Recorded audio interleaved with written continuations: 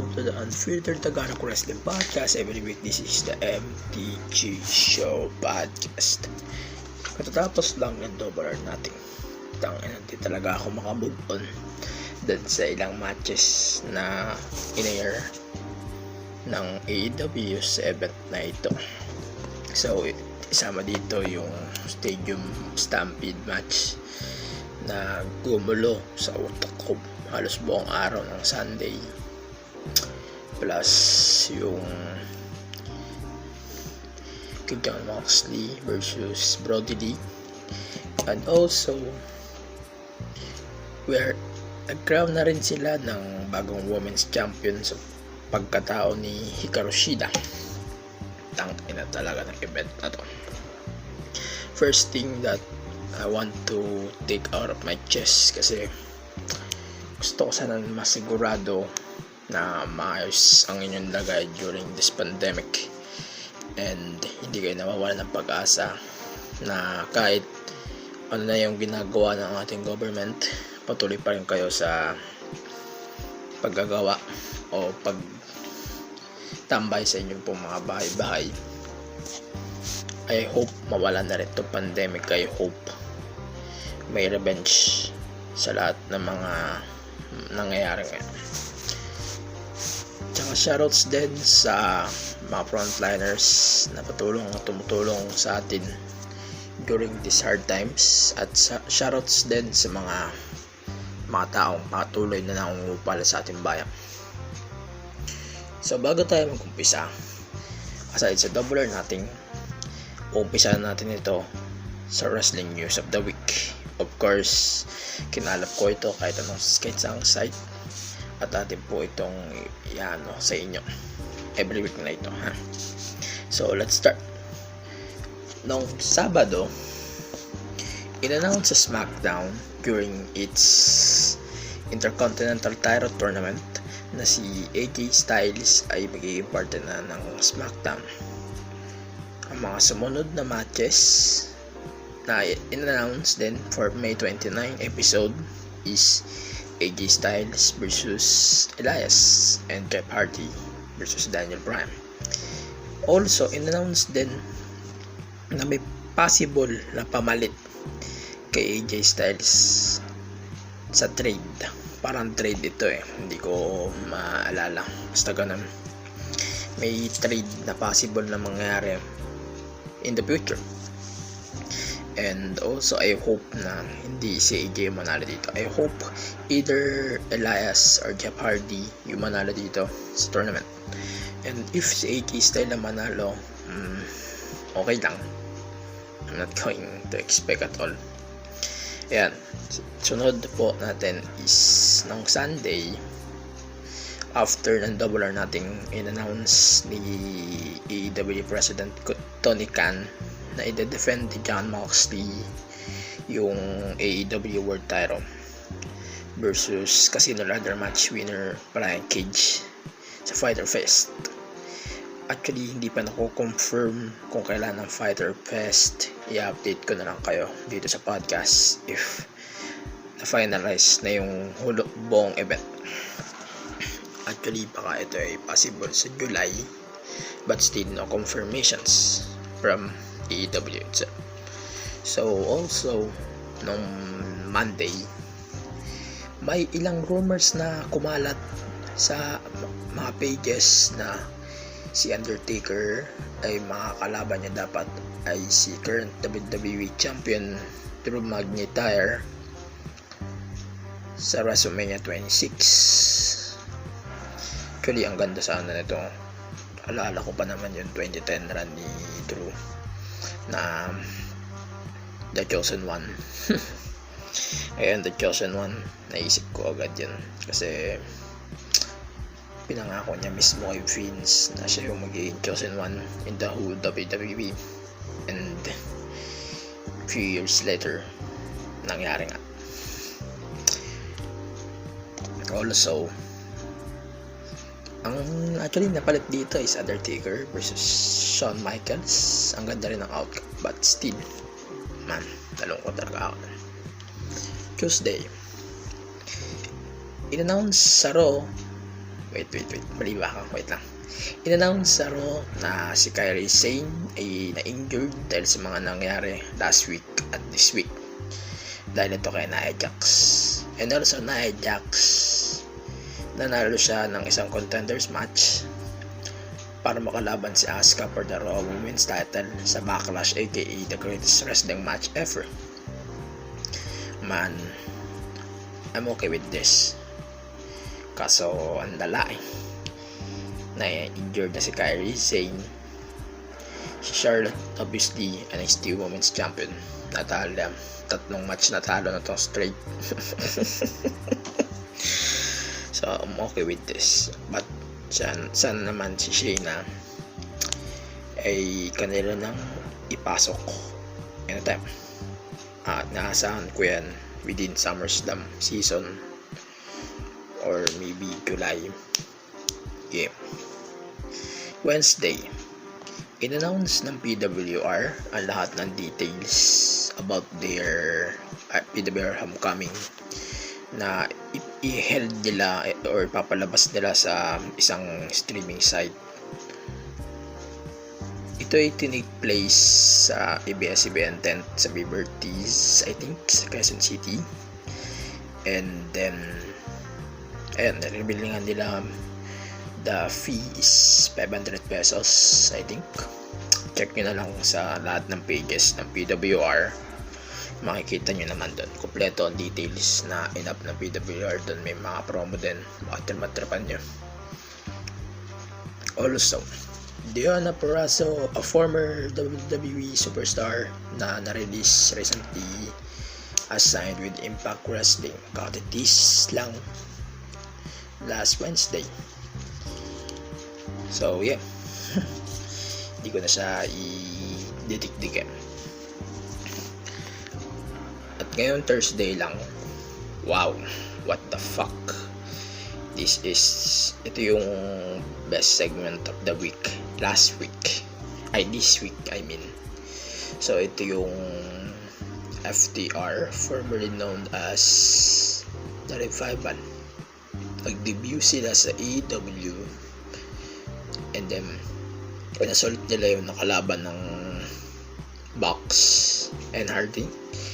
And then, ayun, parang tinulungan nila yung Bucks and then nag-tease sila ng match-up. So, I feel na magiging classic na naman to. And I-expect ko na sa Fighter Fest to gaganapin. Also, tinalo ni Timothy Thatcher si Matt Riddle doon sa Fight Pit na nag-headline ng NXT this week. Ito yung na-featured si Kurt Angle as a special guest referee. And I'm not surprised kasi anytime baka pumunta na rin ng ibang brand to si Matt Riddle. So yeah, hindi na magugulat. And then next, sa AEW naman, na ulit yung appearance ni Mike Tyson sa WWF dati or WWE. Kaso nawilan to sa tulukan at yung sigaw ni Jericho. Tangin na talaga segment yan. So parang ang lumalabas ngayon is NXT is focused on action, AEW is entertainment. And also Drake Maverick versus El Hijo de Fantasma is now official for the finals of their NXT Interim Cruiserweight Championship Tournament Finals. Ito yung pan next week. Wait, nandadagdag pa ako, baka may alam pa ako. So, also Kip Sabian and Jimmy Havoc versus Kenny Omega and Adam Page is now official for next week's Dynamite, with the winner will face West Friends for the titles at Fighter Fest. So obviously, di pa natin alam kung kailan ang Fighter Fest. I-update ko na lang kayo pagka nalam ko na yung Fighter Fest. Actually, I think obviously gaganapin to sa Jacksonville, but July to for sure sa Fighter Fest. Nandito rin yung Brian Cage versus Jon Moxley for the AEW World Title. Na-excite ako kasi nakita ko na yung full potential ni Brian Cage sa Impact before. Parang isa siyang future champion material na parang pinagsama-sama Brock Lesnar, John Morrison, ang dami, basta ganun. So yun, today tapos na tayo sa Wrestling News of the Week, kaya tayo itutungo na sa main objective ng episode na ito. Ito yung AEW Double or Nothing review. Reminder, walang kick-off dito kasi alam kong ayaw ko sa kick-off nila, yung buy-in. So ito na, The Casino Ladder Match. Ito yung nanalo si Brian Cage. Parang ang basic kasi ng end sa akin, na binuri siya sa isang sandamakmak na object, and then na-survive niya yun, inassault niya si Darby Allin, and then that's it, nanalo na siya. Parang nakikita kong dito baka matalo si Brian Cage obviously, and hindi ako nag-expect na mananalo siya dun. Kasi nga, logic, kadidebut mo lang, papatalo ka syempre, that's it. And also, ang weird man. Ewan ko kung bakit. Next is MJF versus Jungle Boy. Ang weird kasi ng outcome nito yung roll up upset na to, itong match up na to. Actually, ewan ko ba't nakagalaw pa si Jungle Boy dito, kasi tinitake advantage kasi ni MJF yung pagiging heel, and I know na na-upset din kayo sa nangyari. Roll up finish, what the fuck is that? Teka lang. Ayan, next is the TNT title between Lance Archer and Cody with Mike Tyson. Parang napanood ko siya, hindi ako masyadong nagandahan. Para siyang isang match sa WWE na 80% of the time na si Lance Archer yung may advantage, and then bago matapos may lalabas na parang pampagulo and sa pagkatao ni Mike Tyson, and then take advantage ng face, and then that's it. Cody na yung nanalo. On my first perspective on that TNT title, hindi ako nagagandahan sa TNT title. Parang ang simple, parang kulig, parang version ng Raw Tag Team titles and the 24/7 title na hindi gold. Pero kinonfirm sa Dynamite sa Double or Nothing na hindi pa ito tapos, hindi pa siya yung mismong belt. Parang weird, still lang weird, parang fusion talaga nakikita ko dito. So yeah, parang hindi talaga nagagandaan. Tsaka yung pagpasok ni Mike Tyson, tangina, parang hindi ko talaga maseryoso, promise. Next is Kris Statlander versus Penelope Ford. Man, awang ko. dapat ito Kris Statlander versus Britt Baker. Ewan ko, pero ang ganda, okay lang sa akin. Parang nakapanood na ako ng ganitong matchup na napaka ikli pero satisfying, at hindi yung parang squash match na nakikita ko sa WWE before, and sa mga nakita ko na parang napag-predict mo na yung mangyayari, na pwedeng maging predictable or nagiging predictable dahil din sa mismong wrestlers. And dito sa match up na to, para sa akin parang napakita nila na kaya nilang maging unpredictable dito, and nakikita ko yun sa matchup na to. Next, ito na yung pinakamababa, I think. Ang score ko dito sa tatlo, MJF versus Jungle Boy, TTNT, and Chris Statlander versus Penelope Ford is 6 out of 10. Satisfied, but na-explain ko na kung bakit bawat detail. Next is Dustin Rhodes versus Shawn Spears. Actually, ang inaasahan ko dito is a main event, not the TV show na meron ng WWE type of match.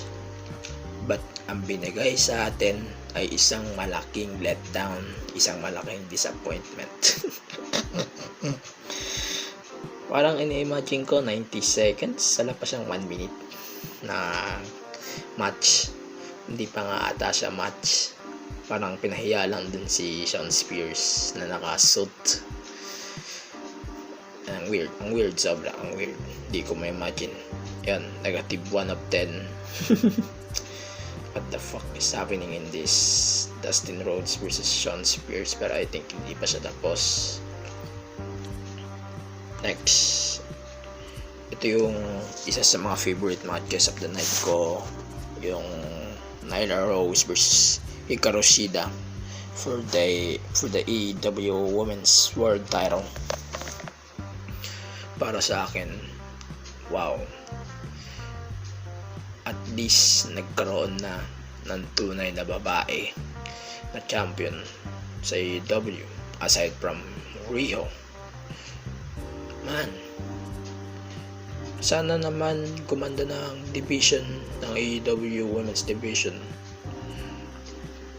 Wala talaga akong masabi sa match-up na to. Parang na-utilize yung stipulation na no countouts, no disqualifications. And then sana lang magamit na nila yung rankings anytime soon. Sana magamit nila yung at hindi na sila umasa sa storyline. Hindi nila dapat gawing display yung rankings. So nakita ko yung rankings, ewan ko kung tama ako na si Britt Baker yung number 1 contender. Ewan ko kung tama ako correct me if I'm wrong. Next is the Mr. Brody Lee versus Jon Moxley for the AEW World Title. Man, simple but brutal, man. Parang slow pace itong match-up pa to nung una. Parang ang bagal ng galaw nila, but lately parang nagandaan ako dahil na yung paradigm shift doon sa ramp, and then yung end na choke ni Moxley kay Lee. So yun na yung nagpapanalo sa kanya, and then I think na din na hindi pa to tapos, may possible match up pa to within the build up until Fyter Fest. And then ito na yung main event between the Inner Circle versus Matt Hardy and the Elite. Man, wala akong masabi. This match-up particular, yung nagdala sa Double or Nothing. Man, wala akong masabi. Wala na akong dapat i-explain. Siguro na pakita nila lahat yung maganda dito. Ewan ko, natatawa rin kayo dun sa tatlong karakter na pinakita ni Matt Hardy within the night. And then yung moonsault ni isang back, hindi ko sure kung sinong back yun. Basta yung bula dun sa taas sa may goal. And then the end, yung One Winged Angel ni Kenny Omega mula dun sa taas hanggang dun sa may parang baba. And then yung swimming pool part. Basta yun, ang classic talaga. Tsaka yung kay Jericho na kinulungan siya ni Paige nung parang pangguhit. Tangin na, wala talaga akong masabi dun sa match up na yun. Binigyan tayo ng 40 minutes of classic match up na nakapagpasatisfy ng aking feelings or ng aking nararamdaman during this pandemic. And also sana nabawi yun yung stress. So ito yung ratings ko sa tatlong matches ito. Women's title and the world title is 8 of 10 each. And then the main event, Stadium Stampede, is 11 to 10. Parang para sa akin, ang match of the night dun sa mga one-on-one matches is yung women's title. Siguro okay lang sa akin yung kina Moxley, but I'm not satisfied on the outcome. Brutal, but pinifeel ko na hindi pa siya matatapos. Yung Stadium Stampede, simple, but tangina, ay naikot-ikot yung utak ko doon. Halos ang araw umiikot-ikot yung utak ko. Nag-iisip-isip pa sa naging outcome nitong event na pesting event na to. So yeah. So if I'm going to compare Double or Nothing, the 2019 event versus this year, parang mas maganda pa rin yung last year. Konti lang ang lamang ito. So, the Chris Jericho versus Kenny Omega match. Wait lang, naalala ko pa yung iba. Yung tag team match ng Lucha Brothers and Young Bucks. Yun, naalala ko din yun. Tsaka yung women's match noon na nakapaka-classic. Hindi ko maalala yung iba. Tsaka yung Cody versus Dustin. Yun yung mga naalala ko doon. Ewan ko kung tama lahat ng mga pinagsasabi ko dito. Clarify me if I'm wrong. So siguro, ayun, ang susunod na show ng AEW is on September 5, All Out pay-per-view yun. And then yung Fighter Fest, hindi pa nila na-announce. Basta July ito, hindi pa siya sure, pero July ito. Gaganda ba? Obviously Jacksonville. Yeah. Actually, may isa pa akong bagay na gustong sabihin dito sa podcast, man. Sir ba to? So far, tatawanan ko siya habang nag-iisip ako ng content dito. Kasi dami ko nakikita ng memes about him na sana sarap ng buhay, lahat masarap ng buhay, sarap na matulog. And pinatawag ko tuloy ni Tito Soto na sumipot ka sa next na hearing. Sana naman siputan mo, siputin mo yung ano na yun. Yeah, parang clown talaga tong Philippines na to. Circus, man, that's ridiculous. And also, I'm going to give my thoughts to Brain Cells latest episode. Parang, man, di ako makarelate sa story, pero ewan ko ba't kinikilig ako. Shoutouts dun sa mga taga-podcast page, tsaka sa PPD. Wala akong masabi sa mga podcast nyo. Solid dun na lang sa Brain Cells, tsaka si Pechay. Wala talaga akong masabi doon. Isa-isayin ko yung mga podcast nyo anytime. Kung may time ako. Excuse me. So yun, susunod na episode ng ATD, I'm going to make an announcement within Friday, Saturday, or Sunday. And then I'm going to release it on Tuesday. And then next week's, I think, ito yung final bago mag In Your House. So expect predictions for In Your House. Yeah. Na-upset. Sana naman ma-enjoy nyo pa rin tong pandemic na to. Napakahaba pa na tong pandemic na to. Abutin pa tayo ng 3 taon, 4 na taon. And then yung GCQ namin dito sa Cavite is Running Wild Season 2 from June 1 to June 15. Man, that's ridiculous. Sana naman habaan nyo na yun yung quarantine. Sana matapos na tong pandemic na to at sana naman magandang desisyon na yung ibigay sa atin ng mga namumuno sa atin sa gobyerno. Ayan, umahaba na yung sinasabi ko. Bago tayo matapos dito, maraming shoutouts sa PHC, HXC, Podcast PH, PPD, sa lahat ng groups na gusto kong shoutouts. Hindi ko na kayo mas-shoutout lahat. Yeah. Maraming salamat sa lahat ng sumusubaybay sa podcast.